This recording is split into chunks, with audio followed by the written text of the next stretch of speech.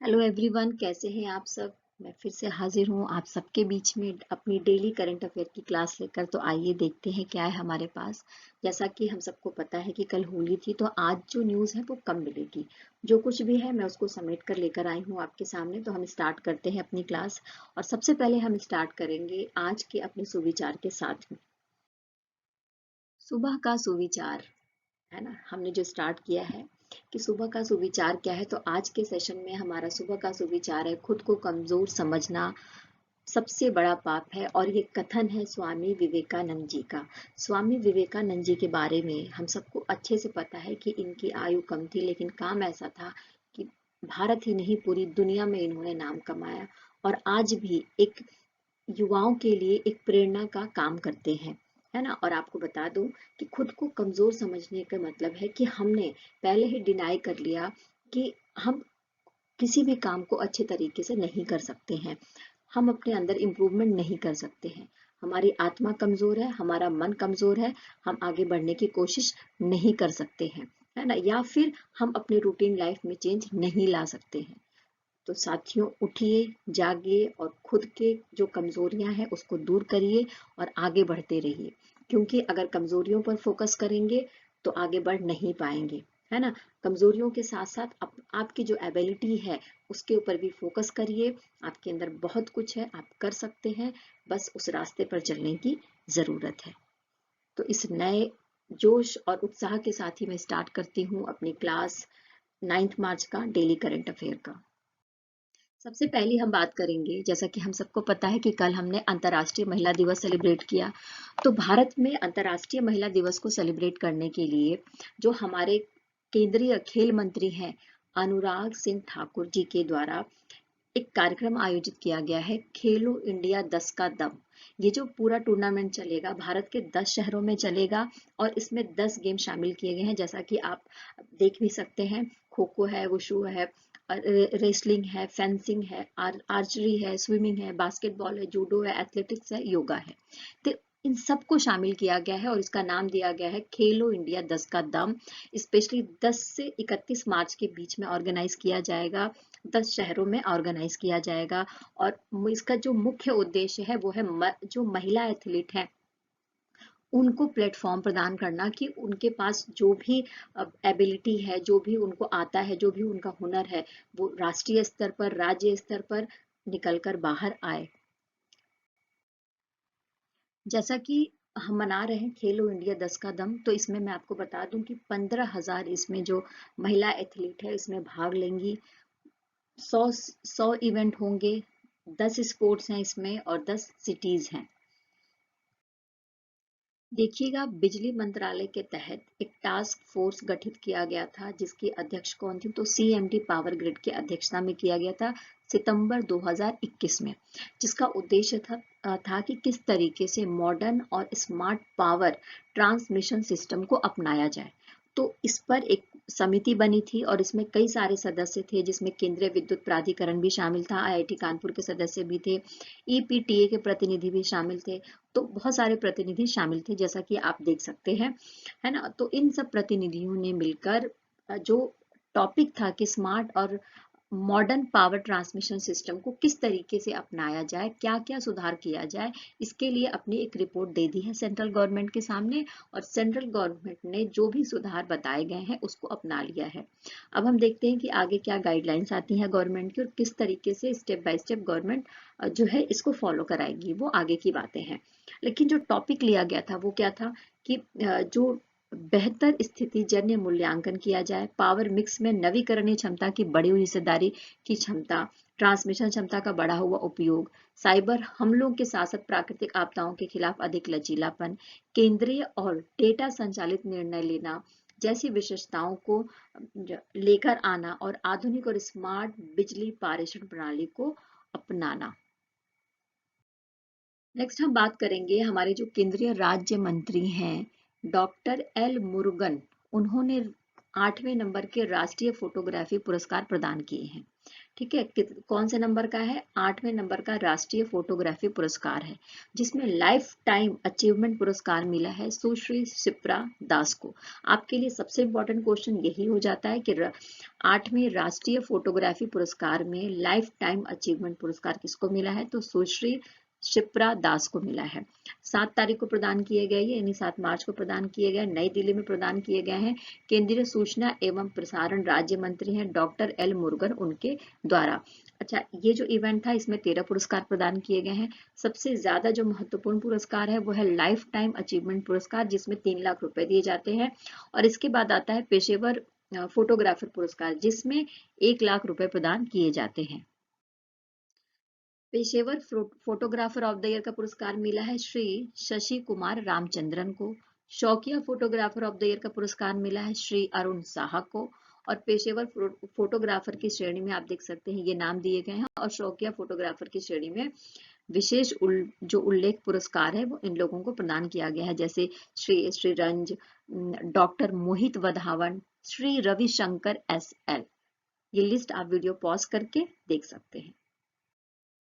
इसके बाद हम बात करेंगे, जैसा कि हमको पता है कि अभी चुनाव हुए हैं राज्य विधानसभाओं में, जैसे हमने कल मेघालय का पढ़ा था। आज हम पढ़ेंगे नागालैंड के बारे में। नागालैंड के सीएम हुए हैं नेफ्यू रियो, जो 5वीं बार सीएम बने हैं नागालैंड के। 7 मार्च को इनको शपथ दिलाई गई और 5वीं बार के मुख्यमंत्री बने हैं, और इनको शपथ दिलाया है वहां के राज्यपाल ल गणेशनन ने। ठीक है, और आपको बता दें कि जो नेफ्यू रियो हैं, अब इनके साथ साथ दो डिप्टी सीएम और 9 मंत्रियों ने भी शपथ ली है। रियो ने 2018 चुनाव में बीजेपी के साथ गठबंधन किया, और उसके बाद से इस बार के गठबंधन ने 37 सीटों पर जीत हासिल करी है नागालैंड में। नेक्स्ट हम बात करेंगे कोनराड संगमा के बारे में, जो दूसरी बार मेघालय के सीएम बनी है। हमने ये कल भी पढ़ा था, फिर से एक बार रिवीजन कर लेते हैं, कोई बात नहीं। हमारे जो मेघालय के राज्यपाल हैं वो कौन है? फागू चौहान है। साथ में ही जो कोनराड संगमा है वो दूसरी बार सीएम बनी है। यहाँ पर भी एनपीपी इनकी पार्टी है, और जिसमें इन्होंने 26 सीटें हासिल करी हैं। भाजपा के 2 सहित कुल 45 विधायक हैं। और आपको बता दूं कि ये जो शपथ ग्रहण किया गया है वो भी 7 मार्च को किया गया है।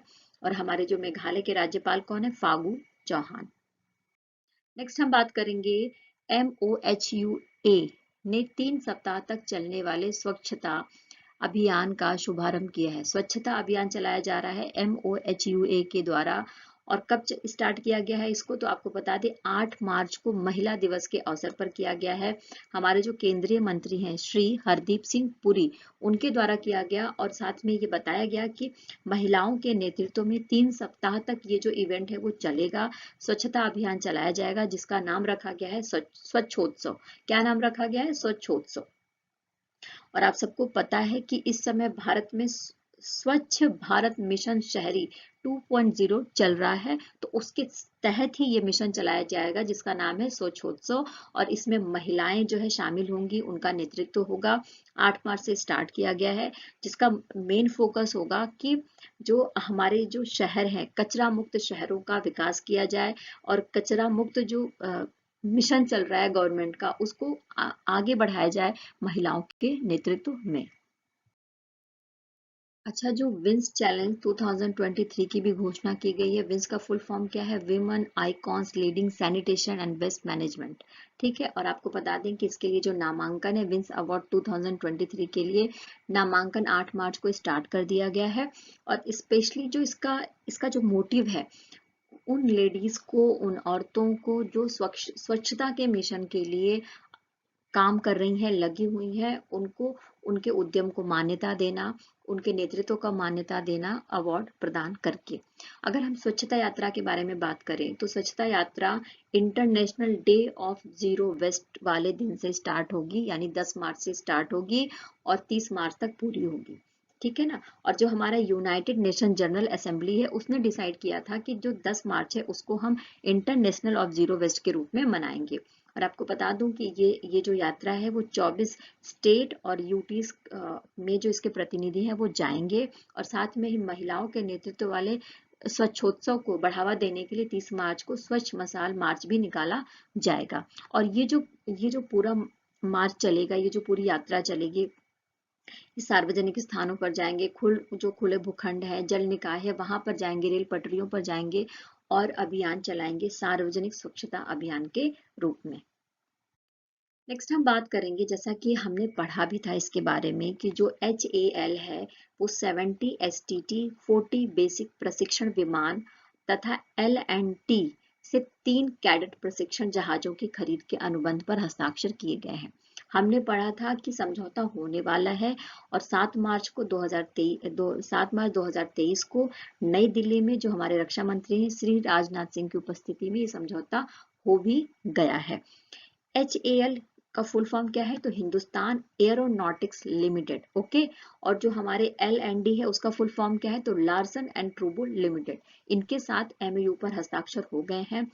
स्पेशली जो ऐसे विमान लिए जा रहे हैं जो ट्रेंड करेंगे, ठीक है ना, हमारे पायलट को ट्रेंड करेंगे, ट्रेनिंग के लिए लिए जा रहे हैं।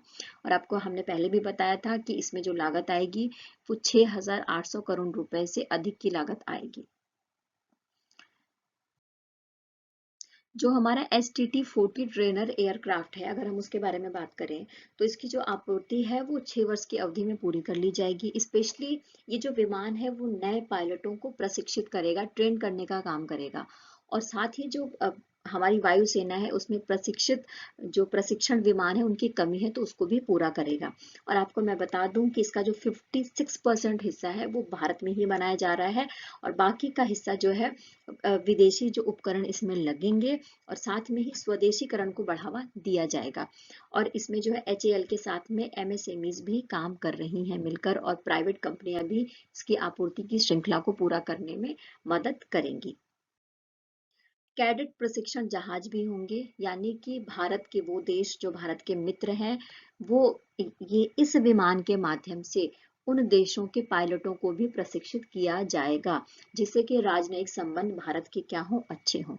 साथ ही इसका जो उत्पादन है वो कहाँ पर किया जाएगा? तो चेन्नई के कट्टुपल्ली में L&D शिपयार्ड है, वहां पर इसकी डिजाइन तैयार की जाएगी और विकसित की जाएगी और इसकी जो डिलीवरी है वो 2026 में प्रारंभ हो जाएगी। कल के सेशन में हमने पढ़ा था कि 7 मार्च को 5th नंबर का जन औषधि दिवस सेलिब्रेट किया गया है और इसी अवसर पर कर्नाटका के जो मुख्यमंत्री हैं श्री बसवराज बोम्मई और साथ में ही हमारे जो केंद्रीय रसायन और उर्वरक एवं स्वास्थ्य एवं परिवार कल्याण मंत्री हैं डॉक्टर मनसुख मंडाविया, उनकी उपस्थिति में क्या काम हुआ है बेंगलुरु में? तो बेंगलुरु के दक्षिण में नमो फ्री डायलिसिस सेंटर, नमो डे केयर सेंटर, 4 नमो मोबाइल हेल्थ केयर यूनिट्स और साथ में ही 100वें जन औषधि केंद्र का शुभारंभ किया गया है। इस वीडियो में इतना ही। आई होप कि आपको सेशन पसंद आया होगा, तो प्लीज चैनल को लाइक करिए, शेयर करिए, सब्सक्राइब करिए। कोई फ्रेंड है और अगर आपका कोई स्टडी ग्रुप है तो उसमें वीडियो के लिंक को शेयर करिए ताकि जो कंटेंट आया है उस कंटेंट से सबको लाभ मिल सके। आपने बहुत सारा प्यार दिया है, बहुत सारा साथ दिया है, उस सब के लिए मैं तहे दिल से शुक्रिया अदा करती हूँ। Take care and bye bye.